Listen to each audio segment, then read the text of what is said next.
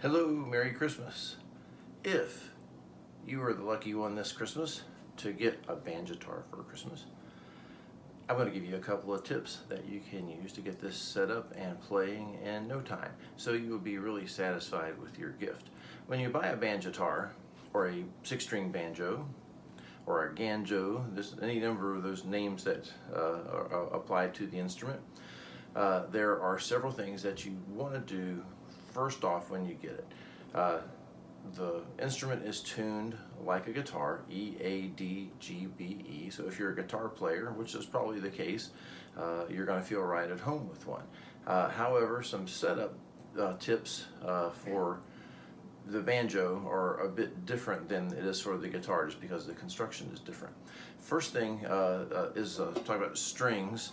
Your banjo probably comes, most of them ship with 11, so that's like a standard guitar light gauge. I strongly recommend that you drop down a gauge to go to extra light. You'll get a better feel, better tone. The neck or the scale length on your banjo, which is the playable string length from the bridge to the nut, is usually about an inch longer than it is on a guitar, so the string tension's higher. So if you go to a lighter gauge, you're going to get a touch that's more familiar to you. Some people use electric guitar strings on them.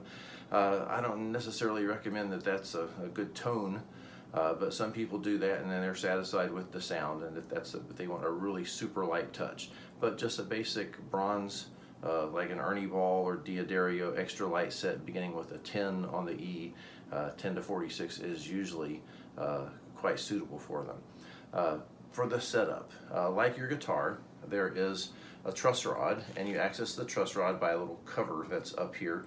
You unscrew this, and there's a wrench or a little Allen wrench that comes with your instrument that you insert here, and you can set your instrument's neck to be perfectly straight or a little bit of relief.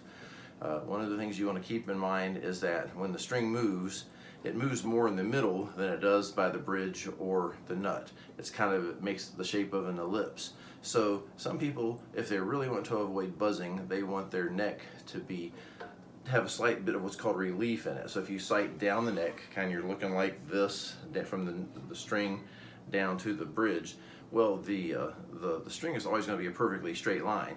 And some guitars and some banjos, when you look down the neck, as you get towards the 12th or 13th fret here, you'll see that the neck actually has a little bit of bow in it, and that's intentional because that allows for that elliptical shape of the string to play. Now, if you've got a really light touch and you can tolerate a little buzz every now and again if you hit it really hard, you can set your neck perfectly straight. I set mine perfectly straight, and that way you can get your action really nice and low, but you got to play with the light touch if you do that. So that adjusts the straightness of your neck, and that is something that you want to do seasonally and check from time to time, because from summer to winter, different temperature ranges, it can change a little bit. Next thing, the head of the banjo is just like a drum, and there are the tensioners along the side here, the brackets, and your banjo will have probably between 18 and 30 of these. And these you want to tighten up. When they come from the factory, they're not very tight, they're just holding the head on. So how much do you tighten? And you don't want to over tighten. It's just basically just go like a little quarter turn each one, and then what you want to do, you do this while the banjo is tuned up, and then you'll want to adjust your tuning, because as you adjust the banjo, as the head here, the bridge will raise up a little bit because you're adding tension to it. The tension of the strings would push it down slightly. So you adjust your tuning, play a little bit. When you get a sound where it doesn't sound too hollow, you can get an unpleasant dissonant resonance if you don't have it tuned right. Some people say you tune the head to a D sharp, which is they have a way of like tapping in such a way and making the tone. I was not a drummer, I never figured out how to do that.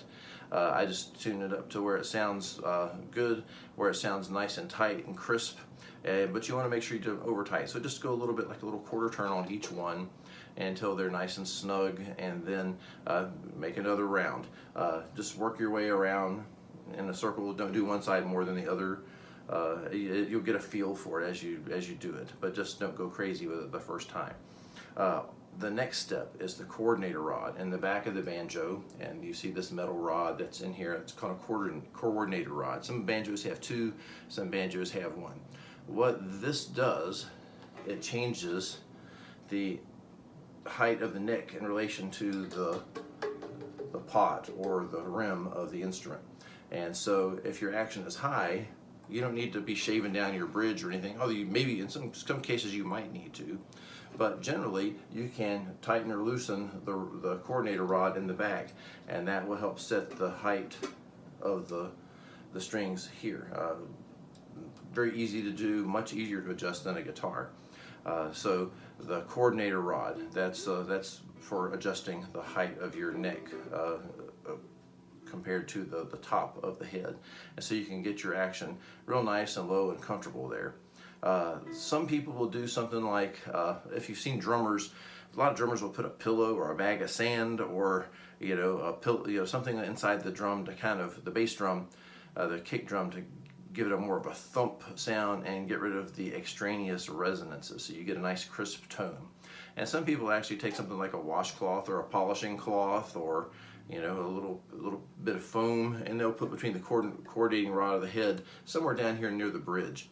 And you can do that, and that can give your banjo a nice crisp sound. A lot of people do that.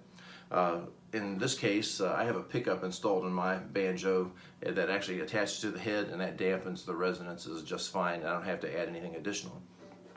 This is an open back banjo.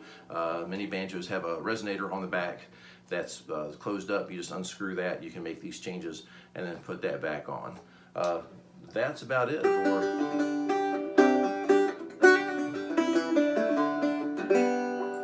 hopefully you have a great experience with your Banjitar, your 6-string banjo, and have a good Christmas. And check the channel here. There's more videos of performances on 6-string banjo, and also some tips and things. Hope this is helpful to you, and Merry Christmas. And if it's not Christmas, Merry whatever it is for the time of year that you're watching this. Greg West out. See you later. Have a Happy New Year too.